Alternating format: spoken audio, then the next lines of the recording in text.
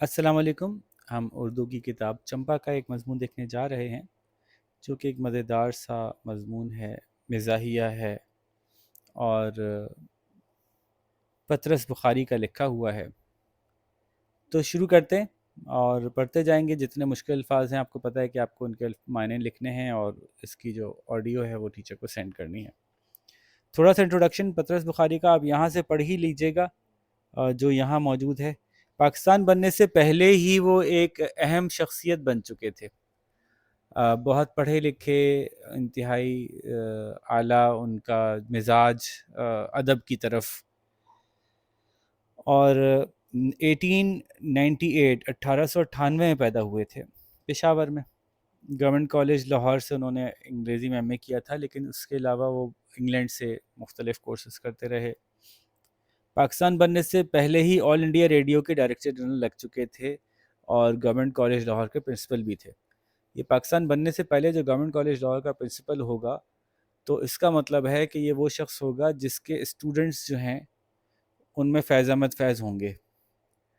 ٹھیک ہے، یہ وہ شخص ہوگا جس کے اسٹوڈنٹس میں نون میم راشد ہوں گے. یہ پاکستان کے بہت بڑے بلکہ یوں کہیں کہ دنیا کے بہت بڑے پوئٹس میں سے ہیں.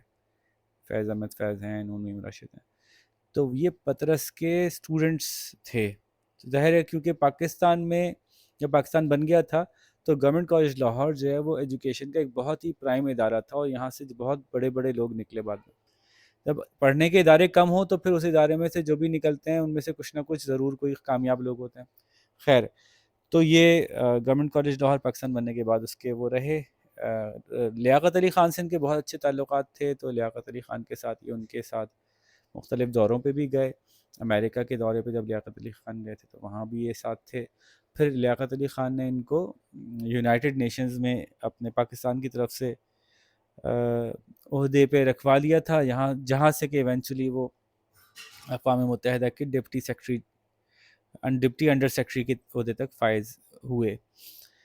اور 1958 یعنی 1958 میں ان کا انتقال ہوا. اور نیو یارک میں چونکہ اقوام متحدہ کے آفس ہیں تو وہیں تھے یہ، اور وہیں پھر تدفین ہوئی ان کی. ان کا نام تھا پیر احمد شاہ بخاری. ان کا نام پیر احمد شاہ بخاری تھا. اور ان کے مختلف ٹیچر سے ظاہر پاکستان بننے سے پہلے ہی تو فارغ ہو کے خود ٹیچر بن چکے تھے، پرانے آدمی تھے. تو پیر سید احمد شاہ بخاری ان کا پورا نام تھا. ان کے جو ایک ٹیچر تھے وہ ان کو خالی پیر کہا کرتے تھے، اور چونکہ وہ ٹیچر خود انگلش تھے تو انگلش میں پیر تو کوئی لفظ ہے نہیں. ہاں، انگلش سے ملتا جلتے ایک اور لینگویج فرینچ میں پیر لکھنے کا ایک طریقہ یہ ہو سکتا تھا، تو وہ ان کو ایسے پیر بولتے تھے، پیغے.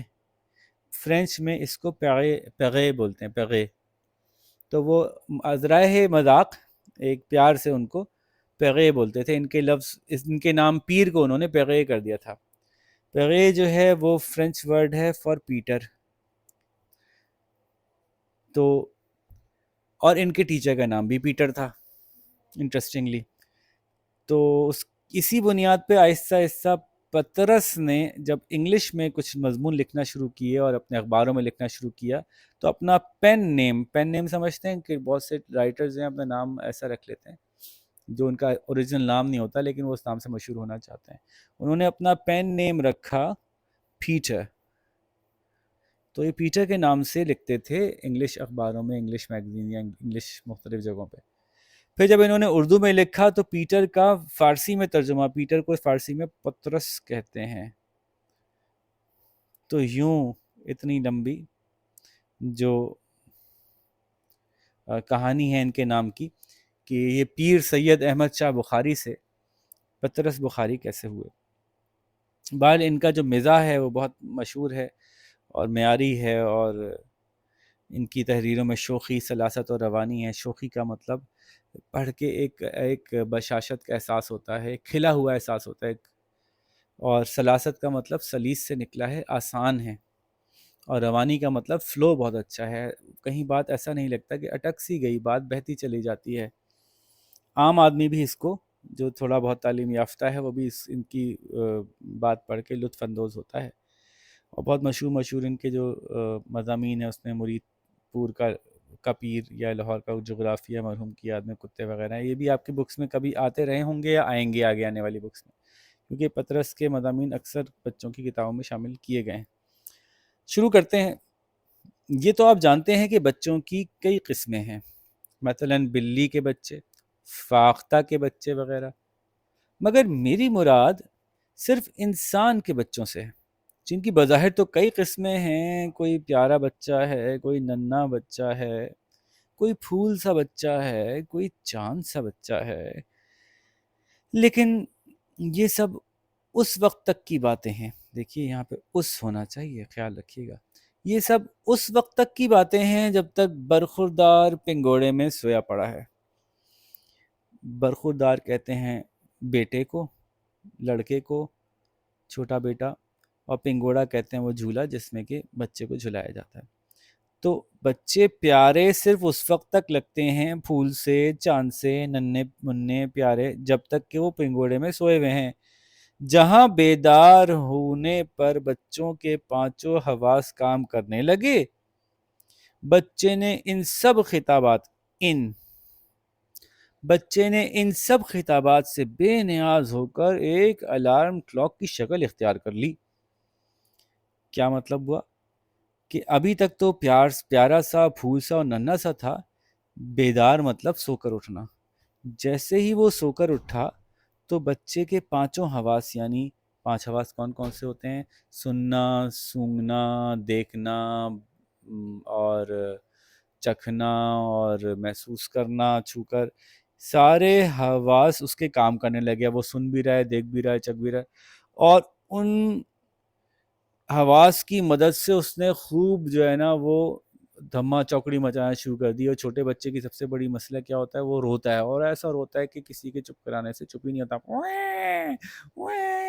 اور ایسا جیسے انہوں نے کہا کہ ان سب خطابات سے بے نیاز ہوگا۔ خطاب کہتے ہیں کسی اچھے نام کو، تو یہ اچھے اچھے نام ہم نے جو دیے تھے بچے، اس سے وہ بے نیاز ہو جاتا ہے، یعنی اس کو اس کا کوئی لحاظ نہیں رہتا۔ یار ابھی تو تم کو اتنا اچھا بچہ کہہ رہے تھے، ابھی تم کو اتنا پیارا بچہ کہہ رہے تھے، اور تم ایسی شور مچا کے رو رہے ہو جیسے کوئی الارم کلاک کی شکل ہے۔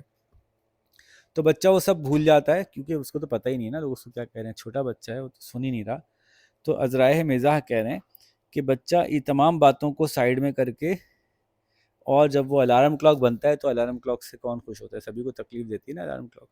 تو اس کیفیت میں یہ جو میں نے اوپر لکھا ہے کہ بیدار ہونے پر بچوں کے پانچوں حواس کام کرنے لگ جاتے ہیں، یہ بات جو میں نے لکھی ہے کہ بچہ جب جاگتا ہے تو اس کے پانچوں حواس کام کرنے لگ جاتے ہیں، یہ میں نے اور حکمہ کے تجربات کی بنا پہ لکھی ہے۔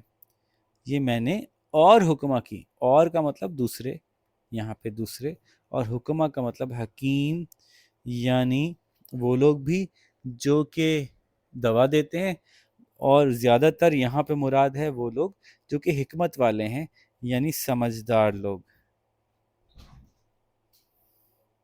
حکمہ حکیم کی جمع ہے۔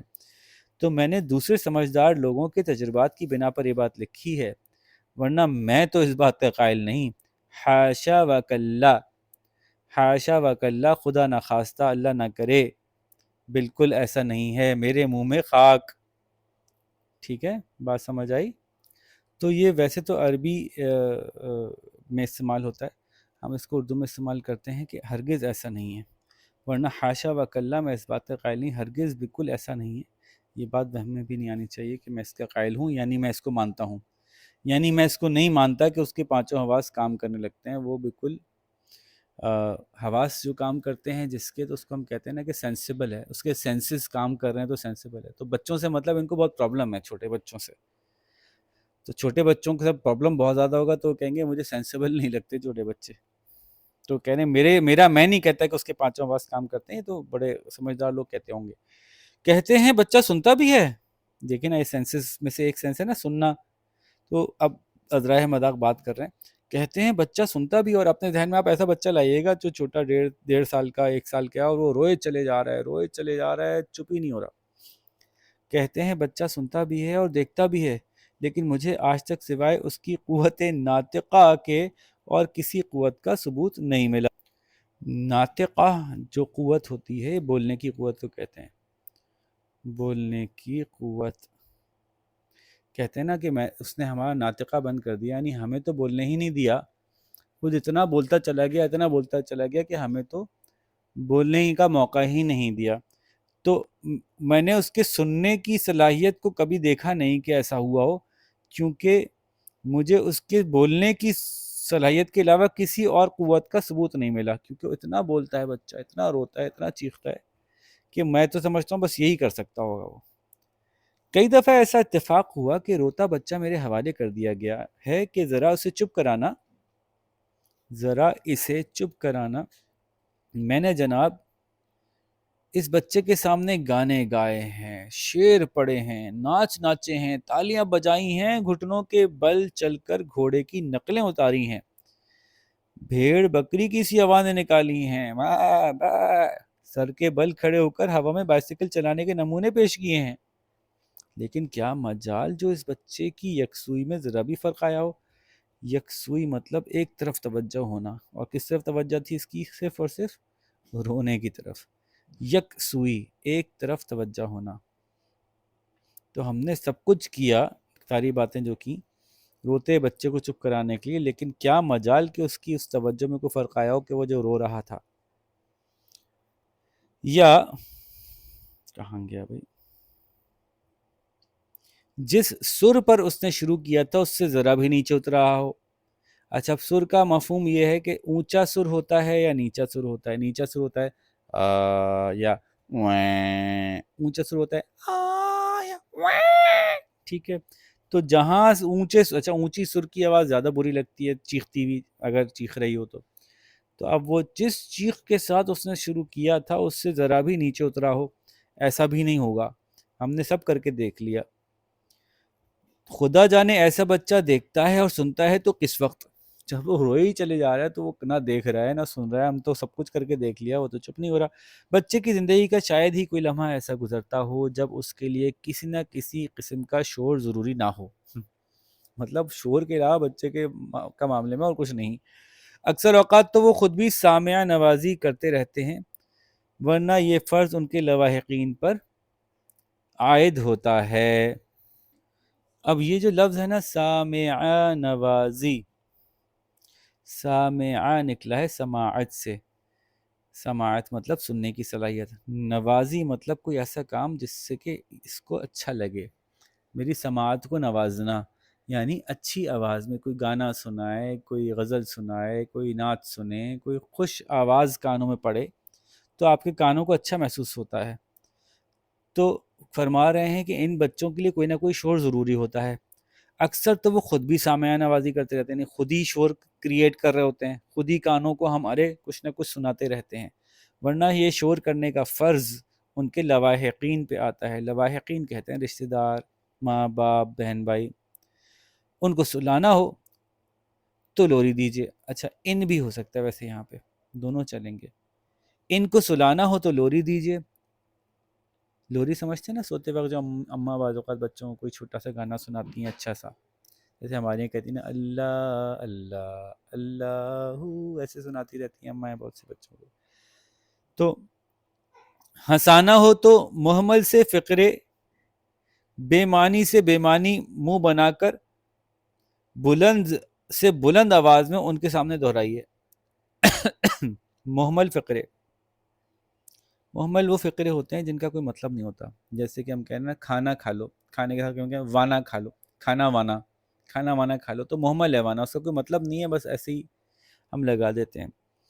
تو اگر ان کو ہنسانا ہو تو بے معنی محمل سے فقرے جن کا کوئی معنی نہ ہو، اور منہ بنا کر، آڑا ٹیڑھا سا منہ بنا کر اونچی آواز میں ان کے سامنے دہرائیے، چو چو چو چا چو چو چو چو چو چا، ایسے کر دو۔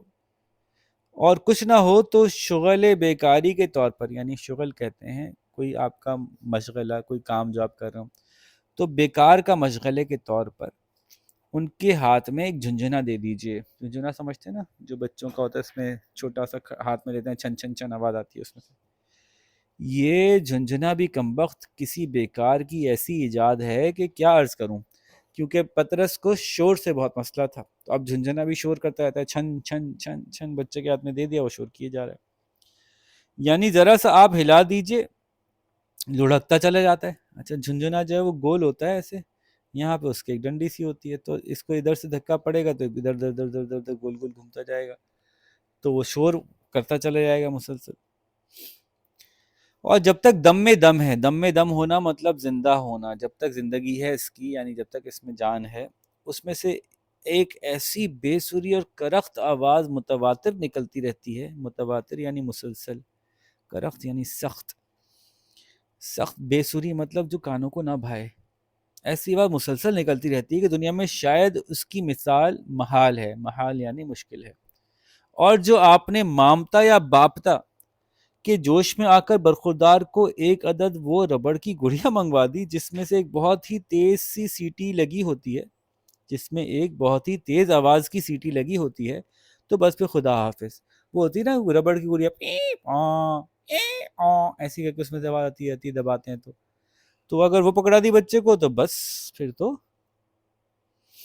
اچھا، مامتا جو ہے ماں کی محبت کو کہتے ہیں، باپتا جو ہے وہ باپ کی محبت کو کہتے ہیں، برخوردار لڑکے کو کہتے ہیں، بچے کو کہتے ہیں۔ تو اس کو ربڑ کی گڑیا منگوا دی تو بھائی خدا حافظ، مطلب گئے آپ کام سے۔ اس سے بڑھ کر میری صحت کے لیے مضر چیز دنیا میں کوئی نہیں۔ اس کی آواز اتنی بری لگتی ہے، پی پوں پی پوں، کہ کانوں کو میں ایسا لگتا ہے کہ پھٹ جائیں گے، سوائے شاید، ہاں اس سے بڑھ کر میری صحت کے لیے مضر کوئی چیز نہیں، یعنی مضر کہتے ہیں نقصان دہ، تو مجھے اس سے زیادہ تکلیف کسی اور چیز سے نہیں ہوتی، سوائے ایک چیز شاید اور بھی ہے، سوائے شاید اس ربڑ کے تھیلے کے جس کے منہ پر ایک سیٹی دار نالی لگی ہوتی ہے جس سے منہ سے ہوا بھری جاتی ہے۔ خوش قسمت ہیں وہ لوگ جو والدین کہلاتے ہیں۔ تو سب سے برا ان کو وہ ربڑ کا تھیلا لگتا ہے، کچھ وہ سمجھ لیں ایک غبارے جیسا ہوتا ہے، وہ چھوٹے چھوٹے وہ گلیوں میں غبارے والے آتے ہیں، ان کے ہاتھ میں غبارے ہوتے ہیں جس کے 3 سیکشن سے بنے ہوتے ہیں، ایسا ہوتا ہے، پھر اس میں ایک اندر نا ایک اندر ہی اندر ایک نالی گئی ہوتی ہے، غبارہ ایسا ہوتا ہے، پھر بعض اوقات اس کے آگے ایک اور ہوتا ہے، پھر آپ یہاں سے اس کو دباتے ہیں، پش کرتے ہیں، تو اس میں جو ہے وہ ایک سرکنڈے کی وہ ڈنڈی ہوتی ہے، اس میں سے ہوا گزرتی ہے، تو اس میں سے تیز آواز آتی ہے، پیں پیں ایسے کر کے آواز آتی ہے اس کی۔ تو یہ اس کی بات کر رہے ہیں، اس طرح کی کوئی چیز ہوتی ہے تو یہ بہت برا لگتا ہے ان کو۔ تو خوش قسمت ہیں وہ لوگ جو والدین کہلاتے ہیں، اللہ نے بڑے خوش نصیب ہیں جو جن کو اللہ نے والدین بنایا۔ بدقسمت ہیں تو وہ بیچارے جو قدرت کی طرف سے اس ڈیوٹی پر مقرر ہوئے ہیں کہ جب کسی عزیز یا دوست کے بچے کو دیکھیں تو ایسے موقع پر ان کے ذاتی جذبات کچھ ہی کیوں نہ ہوں، وہ یہ ضرور کہیں کہ کیا پیارا بچہ ہے۔ تو بچوں سے چڑ ہے نا ان کو، تو کہہ رہے ہیں کہ یہ بڑی بدقسمتی محسوس ہوتی ہے ان کو اپنی، کہ بچے کو دیکھیں اچھا لگ رہا ہے یا نہیں لگ رہا، لیکن اس کو جو ہے وہ کہیں کہ بہت پیارا بچہ ہے آپ کا۔ تو کہہ رہے ہیں کہ ایسے موقع پہ ان کے ذاتی جذبات کچھ ہی کیوں نہ ہوں، یعنی ذاتی جذبات اچھے نہیں ہیں، دل چاہ رہا ہے اس کو ماروں بچے کو، اتنا چیخ چیخ کے بول رہا ہے، لیکن یہ کہنا پڑتا ہے ہمیں، تو ہم بڑے بدقسمت ہیں کہ غصہ کا اظہار بھی نہیں کر سکتے۔ میرے ساتھ والے گھر میں ایک مرزا صاحب رہتے ہیں، خدا کے فضل سے 6 بچوں کے والد ہیں، بڑے بچے کی عمر 9 سال ہے، بہت شریف آدمی ہیں، ان کے بچے بھی بیچارے بہت ہی بے زبان ہیں۔ بے زبان کیوں ہے بھی پتہ چلے گا۔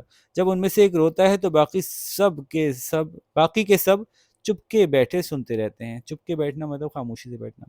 جب وہ روتے روتے تھک جاتا ہے تو ان کا دوسرا برخوردار شروع ہو جاتا ہے، جب وہ ہار جاتا ہے تو تیسرے کی باری آتی ہے۔ رات کی ڈیوٹی والے بچے الگ ہیں، ان کا سر ذرا باریک ہے، باریک کا مطلب آپ انگلیاں چٹخوا کر، سر کی کھال میں تیل جھسوا کر، کانوں میں روئی دے کر، لحاف میں سر لپیٹ کر سوئیے، ایک لمحے کے اندر آپ کو جگہ کو اٹھا کے بٹھا نہ دیں تو میرا ذمہ۔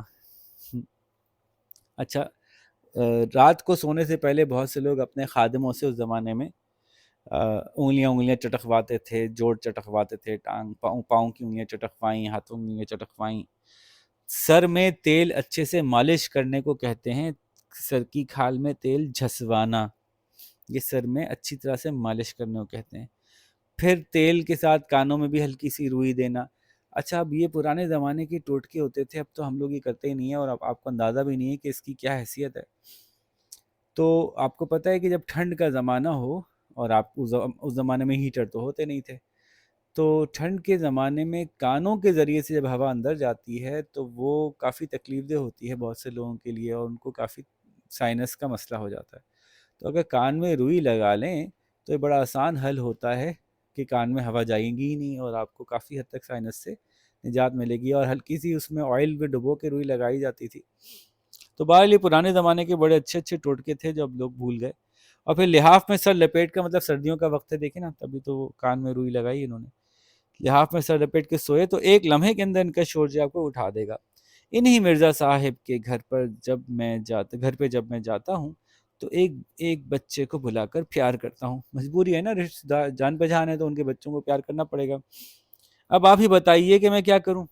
کئی دفعہ دل میں آیا مرزا صاحب سے کہوں، حضرت آپ کی ان نغمہ سرائیوں نے میری زندگی حرام کر دی ہے۔ نغمہ سرائی یعنی گانے گانا، تو ایک مطلب جو شور کرتے تھے اس کو ایک تنزیہ کہہ رہے ہیں۔ نہ دن کو کام کر سکتا ہوں، نہ رات کو سو سکتا ہوں، لیکن میں یہ کہنے ہی کو ہوتا ہوں کہ ان کا ایک بچہ کمرے میں آ جاتا ہے۔ اور مرزا صاحب کہتے ہیں، اختر بیٹا ان کو سلام کرو بیٹا، ان کا نام اختر ہے، صاحب بڑا اچھا بیٹا ہے، کبھی ضد نہیں کرتا، کبھی نہیں روتا، کبھی ماں کو دق نہیں کرتا۔ یہ دق کرنا بھی جو ہے نا وہ دکھ پہنچانے کے لیے استعمال ہوتا ہے۔ ٹھیک ہے جی۔ اور اسی دق کو ایک اور جگہ استعمال کرتے ہیں۔ یہ مسلسل سانس چڑھے ہونے کی اور بخار میں رہنے کی ایک بیماری ہے جس کو کہ تپے دق کہتے ہیں۔ تپ کہنا بخار کو ہے، اور دق وہ سانس چڑھے رہنے کی کیفیت، سانس پھولا ہوا ہے، پریشانی کی حالت ہے۔ تو ٹی بی کو کہتے تھے تبے دق۔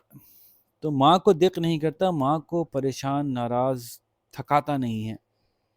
میں اچھی طرح جانتا ہوں کہ یہ وہی نالائق ہے جو رات کے 2 بجے گلا پھاڑ پھاڑ کر روتا ہے۔ مرزا صاحب قبلہ تو شاید اپنے خراٹوں کے زور و شور میں کچھ نہیں سنتے، یعنی خود اتنے خراٹے لیتے ہیں کہ ان کو بچوں کے شور کی آواز نہیں آتی۔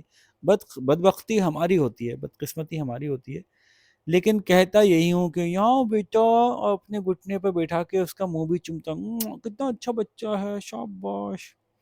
خدا جانے آج کل کے بچے کس قسم کے بچے ہیں۔ ہمیں اچھی طرح یاد ہے کہ ہم بقرعید کو تھوڑا سا رو لیا کرتے تھے، اور کبھی کبھار کوئی مہمان آ نکلا تو نمونے کے طور پہ تھوڑی سی ضد کر لی، کیونکہ مہمانوں کے سامنے گھر والے زیادہ ڈانٹتے نہیں ہیں نا، تو اس وقت سب سے زیادہ فائدہ ہوتا ہے ضد کرنے کا، کیونکہ ایسے موقع پر ضد کارآمد ہوا کرتی تھی۔ لیکن یہ کہ 24 گھنٹے متواتر یعنی مسلسل روتے رہیں، ایسی مشق ہم نے کبھی بہم نہ پہنچائی تھی۔ کسی چیز کو بہم نہ پہنچانا یا بہم پہنچانا، تو مشق بہم پہنچانا یعنی مہارت حاصل کرنا۔ تو ایسی مشق ہم نے کبھی بہم نہ پہنچائی تھی، یعنی اس میں ہمیں مہارت نہیں تھی۔ تو یہ جناب یہاں ختم ہوا، اتنا انٹرسٹنگ، اتنا مزیدار سا سوال جواب۔ دیکھتے ہیں کہ آپ کو اس میں کہاں ضرورت پڑے گی میری۔ یہ تو آپ کر ہی سکتے ہیں، یہ بھی آپ کر لیں گے، مشکل الفاظ آپ نکال چکے ہوں گے۔ تفصیلی جواب کو دیکھ لیتے ہیں۔ مصنف نے انسانوں کے بچوں کی کون کون سی اقسام کا ذکر کیا ہے؟ تو آپ جواب یوں لکھیں گے، مصنف نے انسانوں کے کئی بچوں کی اقسام کا ذکر کیا ہے، مثلا پیارے بچے، ننھے بچے، جو بھی ذکر آیا تھا وہ کر لیجیے گا۔ مصنف نے روتے بچے کو چپ کرانے کے لیے کیا کیا طریقے اختیار کرنے کا ذکر کیا؟ جواب لکھیے گا، مصنف نے روتے بچے کو چپ کرانے کے لیے مندرجہ ذیل طریقوں کا انتخاب کیا ہے یا اختیار کرنے کا ذکر کیا ہے، اور پھر نیچے وہ سارے طریقے لکھ دیے گا کہ الٹا کھڑا ہو جانا اور گھوڑے گدھے کی آوازیں نکالنا وغیرہ وغیرہ۔ مصنف نے اپنے بچپن کے بارے میں کیا لکھا ہے؟ مصنف نے اپنے بچپن کے بارے میں لکھا ہے کہ ہم تو کبھی سال میں ایک آدھ دفعہ روتے تھے اور ایک آدھ دفعہ ضد کر لیا کرتے تھے، ورنہ آج کل کے بچوں کی طرح تو ہمارا طریقہ کار نہیں تھا رونے دھونے کا۔ سبق کا مرکزی خیال آپ تحریر کیجئے، مرکزی خیال 3-4 لائنوں سے زیادہ نہ ہو۔ تو اس سبق میں شاعر کہنا کیا چاہتے ہیں؟ تو یوں سمجھیے کہ اس سبق میں شاعر نے آج کل کے بچوں کے رنگ ڈھنگ کے بارے میں بیان کیا کہ وہ کس طرح سے رو رو کر اپنے آس پاس کے لوگوں کو پریشان کرتے ہیں، اور خاص طور پر شاعر کہہ رہا ہوں، مصنف، خاص طور پہ مصنف خود کتنا زیادہ بچوں کے اس رونے سے چڑھتے ہیں، اس بات کو انہوں نے ہمیں اچھی طرح محسوس کروایا۔ ٹھیک ہے جی، بس اتنی سی بات ہے پورے لیسن میں. مرکزی خیال میں آپ یہ نہیں لکھتے کہ چیپٹر میں ہوا کیا تھا، مرکزی خیال میں لکھتے ہیں کہ چیپٹر سے میں کہنا کیا چاہ رہے تھے. ٹھیک ہے بچوں، تو شاباش اس کو مکمل کیجئے. انشاءاللہ اگلے لیسن آپ سے ملاقات کرتے ہیں. اللہ حافظ.